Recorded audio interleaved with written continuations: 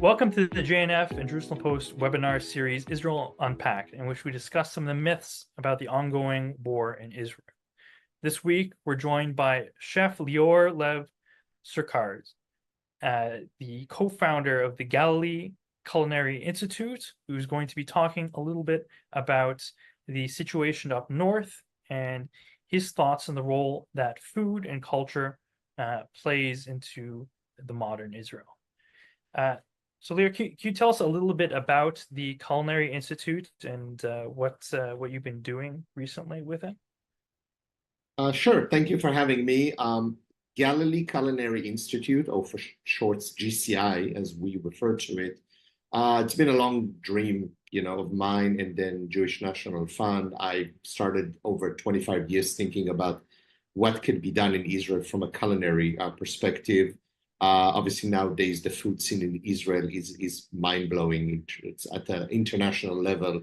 I've had the chance to meet Russell Robinson, the CEO of Jewish National Fund.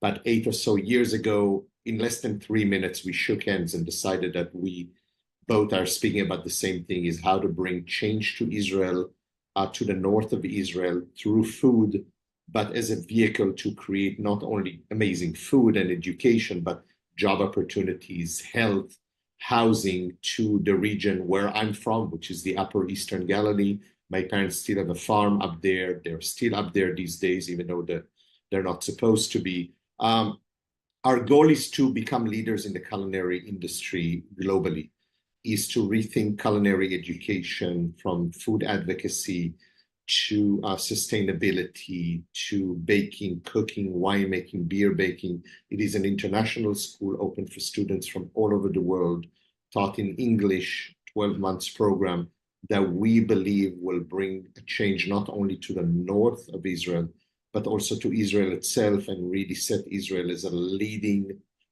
player in the food and food research around the world. It's a very ambitious project, and it sounds amazing.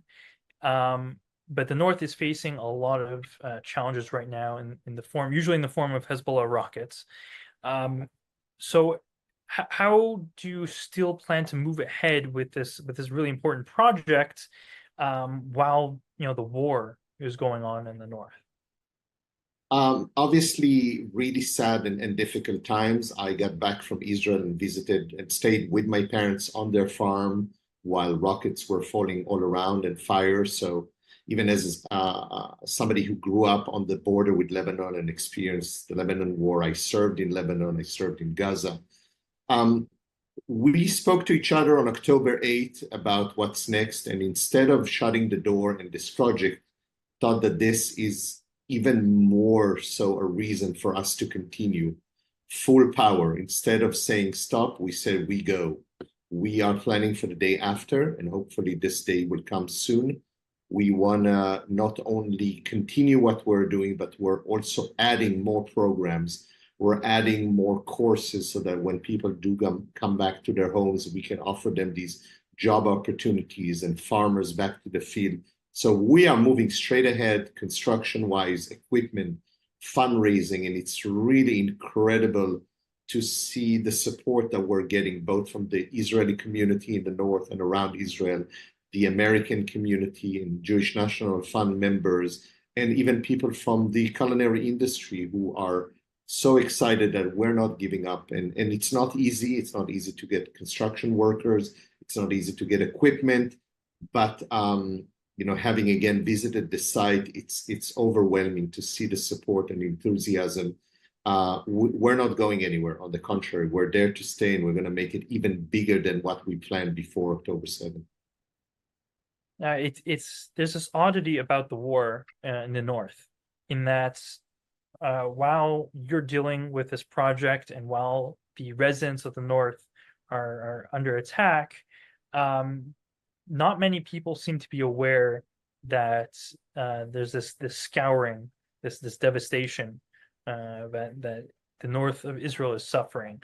When Israel launches a larger operation against Hezbollah targets in Lebanon, you should usually see this refrain about how Israel is instigating or escalating. So and this usually arises when one digs deeper into a lack of awareness about the existence of these large bombardments that have been going on every single day. So, do you feel that Israelis in the north are being ignored by the media and by the public at large? I think that there is an issue with we're running two fronts. I mean, Israel is running two fronts. It started with the sad, horrific events of October 7 in the south. At the beginning, the north was not so impacted. I think that perhaps led to the fact that people in the global media still focus on, the horrible things that are happening in the south. But horrible things are happening in the north for many, many months. I have family members who have not been home for 10 months. I've seen villages, really destroyed and farms.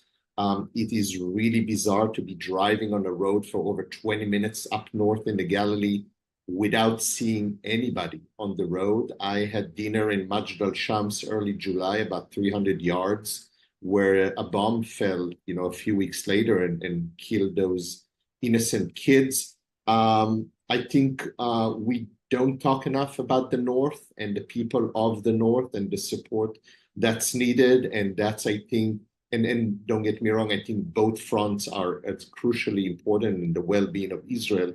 But I think the citizens and residents of the North and the villages and the people, with all of its complexity, because it is a very complex region, Jews and Druze and Muslims, and sometimes it's like a border, or one village touches a city and people shop together and work together.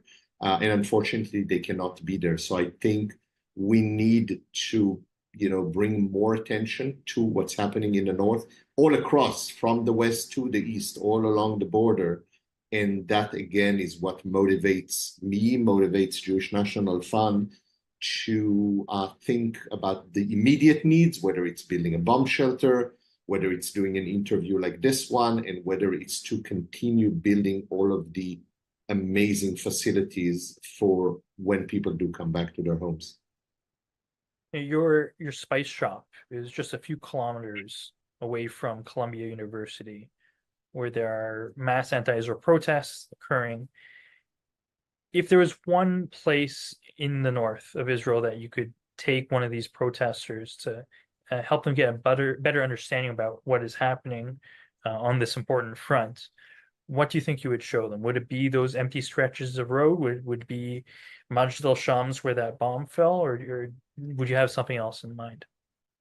I think that once you get to Amiad Junction, which is a kibbutz, where I think the Galilee starts, the Eastern Galilee, and obviously there's a lot happening on the center and the Western Galilee. It's just not a region that I'm just that familiar with. Once you get to that point and you start driving, you get into a bit of a no man's land, and you're like, wait, where is everybody? Why isn't any life here? And then as you see these abandoned villages and homes, and then, yes, you drive to Majd al-Shams, which is a Druze village, an incredible one with incredible people who want to work and want to go to school.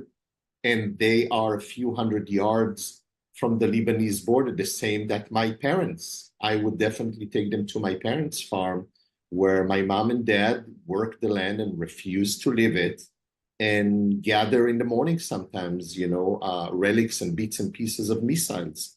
And it's, I think, that image that showcases how people are attached to the land and their work and their commitment, and all they want to do is live and work and have a family in normal times without these missiles. And Kiryat Shmona, which is abandoned. And so I think that would be the 1 hour tour of the region. You get it right away when you visit. You're talking before about the amazing food scene that exists in Israel, and you also have mention of Majd al-Shams, which you said is a Druze town, and we have Jews living in the area, we have Arabs living in the area. We have all these different groups, and each with their culinary traditions. So do you think that's taking those culinary traditions, presenting them sharing them can help bring different communities together and maybe divide some of the cleavages that have formed over this conflict. Yeah, going back to GCI, part of the reason we wanted it to be in the North, it's that diversity and ethnicity and culinary background so that we can, pun intended, have a seat at the table for everyone. We can have arguments and we can argue about things. But I think, food to me, this is what I've known for the majority of my life. This is my way of dealing with things, is how do you communicate with people? And at the end of the day, a lot of us aren't so different. When you look at the foods of the region, one calls it X and the other one calls it Y, but at the end, it's the same. It's hard to put a wall between, these countries. Things grow the same way in the same climate. So we want to set the table to have a dialogue and a conversation and a valid argument. I think that a lot of times it's just people aren't aware or they just don't have enough information to be part of a conversation. Joining something for the sake of joining, I don't think it has much purpose. And I'm okay with arguing and not agreeing on everything, but as long as you have valid arguments or points to prove. I do hope at some point the war will end and that some different sides, both within Israel and outside, can all break bread together. And I think with initiatives like the Galilee Culinary Institute, it gives Israelis something to look forward to after the war.